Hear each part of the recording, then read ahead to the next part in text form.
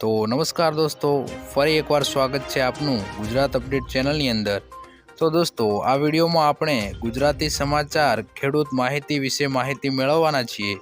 તો વિડીયોને લાઈક કરી દેજો અને ચેનલને સબસ્ક્રાઈબ ના કરી હોય તો ચેનલને સબસ્ક્રાઈબ કરી લેજો। તો દોસ્તો, પહેલી ખબરની વાત કરીએ તો ખેડૂતો માટે સારા સમાચાર। આગાહીકાર અંબાલાલ પટેલે કહ્યું છે કે આગામી 27 એપ્રિલથી ગરમી વધતા મહત્તમ તાપમાન ફરી 43 ડિગ્રી ઉપર જવાની શક્યતા રહેલી છે।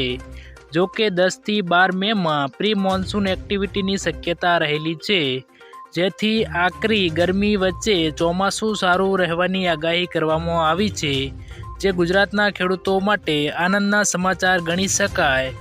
આગાહી મુજબ આ વર્ષે ચોમાસું સામાન્ય કરતાં વધુ સારું રહેશે। જૂનથી સપ્ટેમ્બર સુધી ચોમાસું ખૂબ જ સારું રહેશે। દેશમાં 104 થી 110% વરસાદ નોંધાશે। દેશમાં ચોમાસું 1 જૂન આસપાસ કેરળમાં પ્રવેશ કરશે તો ગુજરાતમાં સામાન્ય કરતાં વધુ વરસાદ નોંધાય તેવી શંકા રહેલી છે। તો દોસ્તો, આગળની ખબરની વાત કરીએ તો બાકી ખેડૂતોને 4000નો હપ્તો મળશે। પીએમ કિસાન સન્માન નિધિ યોજનાનો 2000 રૂપિયાનો 16મો હપ્તો 28 ફેબ્રુઆરી 2024ના રોજ ખેડૂતના ખાતામાં ટ્રાન્સફર કરવામાં આવ્યો હતો। પીએમ કિસાન યોજના હેઠળ આપવામાં આવેલ દરેક હપ્તા 4 મહિનાના અંતરાલ સાથે ચૂકવવામાં આવે છે। જે મુજબ 16મો હપ્તો 28 ફેબ્રુઆરી 2023ના રોજ ખેડૂતોના ખાતામાં ટ્રાન્સફર કરવામાં આવ્યો હતો। કૃષિ અને ખેડૂત કલ્યાણ વિભાગ દ્વારા પ્રાપ્ત અહેવાલ મુજબ લાખો ખેડૂતો પીએમ કિસાન યોજના હેઠળ બહાર પાડવામાં આવેલા 16મા હપ્તાની રકમથી વંચિત છે। એ લોકોને 17મા હપ્તા સાથે 2000 અલગથી આપીને તેમને 16મો હપ્તો પણ આપી દેવામાં આવશે। તો દોસ્તો, આગળની ખબરની વાત કરીએ તો 300 યુનિટ વીજળી મફત મળશે। કેન્દ્રીય મંત્રી નિર્મલા સીતારમણે બજેટ દરમિયાન કહ્યું છે કે સરકાર વીજળીની સમસ્યા ખતમ કરશે અને દેશને વીજળી વિના ઊભો કરવા પ્રતિબદ્ધ છે। દેશના કરોડો ઘરોમાં રૂફટોપ સોલાર સેટઅપ લગાવવામાં આવશે અને બજેટ 2024માં જાહેરાત કરવામાં આવી હતી કે દરેક ઘરમાં 300 યુનિટ સૌર ઉર્જા મફત આપવામાં આવશે। તેમજ તેમણે કહ્યું છે કે દરેક પરિવારને દર વર્ષે 15 થી 18,000 રૂપિયાની બચત કરશે। વપરાશ પૂરો થયા બાદ બાકીની વીજળી વિતરણ કંપનીઓને વેચી શકાશે। એટલે કે મિત્રો, કરોડો લોકોના ઘરમાં 300 યુનિટ વીજળી મફત રૂફટોપ સોલાર સેટઅપ દ્વારા બનાવવામાં આવશે અને તેથી તેઓને 15 થી 18,000 રૂપિયાની બચત થશે અને બાકી બચેલી વીજળીનો વીજળી કંપનીમાં તેઓ લોકો વેચી શકશે। તો દોસ્તો, આગળની ખબરની વાત કરીએ તો મહિલાઓને મફત સિલાઈ મશીન આપવાની યોજના, જો કે આવી કોઈ યોજના અમલમાં નથી આવી, પરંતુ તમે અવારનવાર જોતા હશો કે મહિલાઓને મફત સિલાઈ મશીન મળે છે। તો ભારત સરકાર એવી કોઈ સ્કીમ ચલાવી રહી નથી જેમાં મહિલાઓને સીધું સિલાઈ મશીન આપવામાં આવે।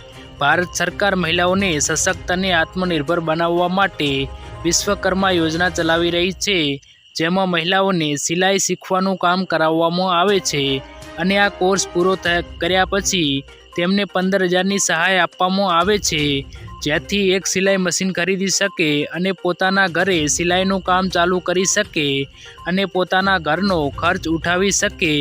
ઘણી મહિલાઓ આ યોજના માટે અરજી કરી રહી છે। તેમને જણાવી દઈએ કે આ સ્કીમમાં સિલાઈ સિવાય બીજા કામ પણ શીખવાડવામાં આવે છે, પરંતુ જો તમારે સિલાઈ મશીન જોઈતું હોય તો તમારે આ સ્કીમમાં દરજી તરીકે રજીસ્ટ્રેશન કરાવવાનું રહેશે। તો મિત્રો, આગળની ખબરની વાત કરીએ તો મે મહિનામાં 12 દિવસ બેંકો રહેશે બંધ। મહિનાની હવે ગણતરીના જ દિવસો બાકી રહ્યા છે, ત્યારે reserve bank of India RBI દ્વારા જાહેર કરાયેલ રજાઓની યાદી અનુસાર મે મહિનામાં બેંકો 12 દિવસ બંધ રહેશે. આમાં બીજા અને ચોથા શનિવાર સિવાયના તમામ રવિવારનો સમાવેશ થાય છે. આ સિવાય કેટલાક રાજ્યોમાં લોકસભાની ચૂંટણીને કારણે બેંકો બંધ રહેશે. મે મહિનામાં રવિન્દ્રનાથ ટાગોર જન્મજયંતિ, નજરુલ જયંતિ, અક્ષય તૃતીયા જેવા ઘણા તહેવારો છે, જેના કારણે બેંકો બંધ રહેશે. તો દોસ્તો, આગળની ખબરની વાત કરીએ તો પાક વીમા યોજના ફરી શરૂ. પાક વીમા યોજના ગુજરાતમાં ફરી એકવાર શરૂ કરવાના લઈને મોટા સમાચાર આવ્યા છે. ગુજરાતમાં ફરીવાર પાક વીમા યોજના આગામી રવિ સિઝનથી શરૂ કરવામાં આવશે. આ વખતે પાક વીમા યોજનામાં ખેડૂતોને લાભ થાય અને વીમા કંપનીઓને ખેડૂતોને લૂંટી ન જાય તે માટે દરેક નિયમો અને શરતો ખેડૂતલક્ષી કરવામાં આવી છે. ખેડૂતોને પાક વીમાની રકમ 48 કલાકમાં મળી જાય તેવી ઝડપી પ્રોસેસ સાથે પાક વીમા યોજનાની ફરીવાર એન્ટ્રી કરવામાં આવશે. તો દોસ્તો, આગળની ખબરની વાત કરીએ તો ભૂપેન્દ્ર પટેલનો મહત્વનો નિર્ણય. CM ભૂપેન્દ્ર પટેલે મોટી જાહેરાત કરતાં કહ્યું છે કે NFSAના રેશન કાર્ડ ધારકો કે જેમને ગુજરાત સરકાર દ્વારા રેગ્યુલર અને મફત અનાજ મળે છે તેવા તમામ રાશન કાર્ડ ધારકોને PM જય યોજના હેઠળ આવરી લેવામાં આવશે. એટલે કે તેવા તમામ રેશન કાર્ડ ધારકોને આયુષ્માન કાર્ડ કાઢી આપવામાં આવશે. ગુજરાતની સરકારી અને ખાનગી હોસ્પિટલમાં આયુષ્માન કાર્ડ હેઠળ 3.10 લાખ સુધીની સારવાર વિના મૂલ્યે આપવામાં આવે છે. તો ગુજરાતના જે વ્યક્તિને મફત અનાજ અને ગુજરાત સરકારનું અનાજ મળે છે તેવા દરેક વ્યક્તિને હવે આયુષ્માન કાર્ડ કાઢી આપવામાં આવશે. તો દોસ્તો, આગળની ખબરની વાત કરીએ તો સોના ચાંદીના ભાવમાં ઘટાડો. સોના અને ચાંદીના ભાવમાં આજે જબરજસ્ત ઘટાડો જોવા મળ્યો છે. ઇન્ડિયા બુલિયન એન્ડ જ્વેલર્સ એસોસિએશનના જણાવ્યા મુજબ 24 કેરેટ સોનું 1134 રૂપિયા સસ્તું થતાં પ્રતિ 10 ગ્રામનો ભાવ રૂપિયા 71,741 થયો છે. 22 કેરેટ સોનું 65,715 રૂપિયા અને 18 કેરેટ સોનું 53,806 રૂપિયા પ્રતિ 10 ગ્રામ પર આવી ગયું છે. જ્યારે ચાંદી 1,667 રૂપિયા સસ્તી થઈને 79,887 રૂપિયા પ્રતિ કિલો પર પહોંચી ગઈ છે. તો દોસ્તો, આગળની ખબરની વાત કરીએ તો ચોમાસા પહેલાં વાવાઝોડું. પરેશ ગોસ્વામી મુજબ 23 એપ્રિલથી તાપમાન ઊંચું જવાની સંભાવના છે અને ફરી એકવાર 25મી એપ્રિલથી 40 ડિગ્રીની આસપાસ તાપમાન જોવા મળી શકે છે. અને સાથે સાથે મહિનાના અંતનો સમય મતલબ કે 25થી 27 એપ્રિલ સુધી રાજ્યમાં આખરીમાં ગરમીનો અહેસાસ થશે. તેમણે કહ્યું છે કે 26થી 30 એપ્રિલના સમયમાં ઘાટા વાદળો અથવા અમુક જગ્યાએ છૂટાછવાયા વાદળો અથવા તો માવઠા અને ઝાપટા વરસાદની શક્યતાઓ નથી. જો ઝાપટા પડશે તો પણ ખેડૂતને નુકસાન નહીં થાય.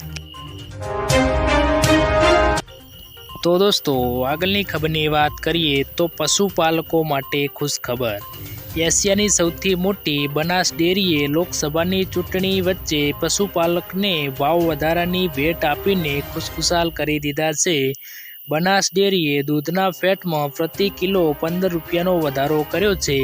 આ સાથે જ પશુપાલકોને 805 રૂપિયાના બદલે હવે 820 રૂપિયાનો ભાવ વધારો મળશે. દૂધના ભાવમાં ભાવ વધારો થતાં પશુપાલકમાં ખુશીની લહેર ફરી વળી છે. તો દોસ્તો, આગળની ખબરની વાત કરીએ તો PM કિસાન હપ્તો કોને નહીં મળે. કિસાન યોજનામાં અરજી નામંજૂર થવાનું પહેલું કારણ એ હોઈ શકે કે તમારી બેંકની વિગતો ખોટી છે. એકવાર ચેક કરીને બેંક ખાતું સાચું છે કે નહીં તે સાબિત કરી લેજો. તમે કિસાન યોજનાની શરતો હેઠળ પાત્ર નથી તો પણ તમને હપ્તો નહીં મળે.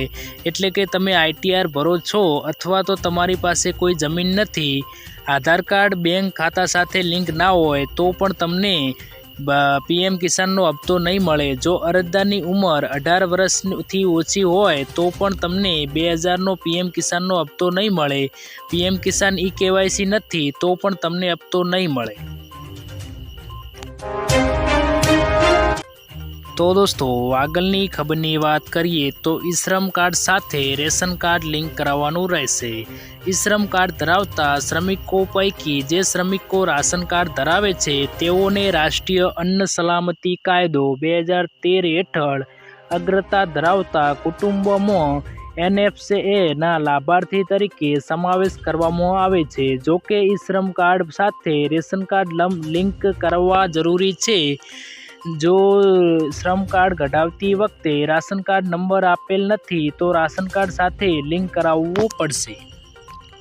તો દોસ્તો આજના વિડીયોમાં આટલું જ। જો વિડીયો પસંદ આવ્યો હોય તો વિડીયોને લાઈક કરજો અને ખેડૂત સમાચાર માટે આપણી આ ચેનલ ગુજરાત અપડેટને સબસ્ક્રાઈબ જરૂરથી કરી લેજો।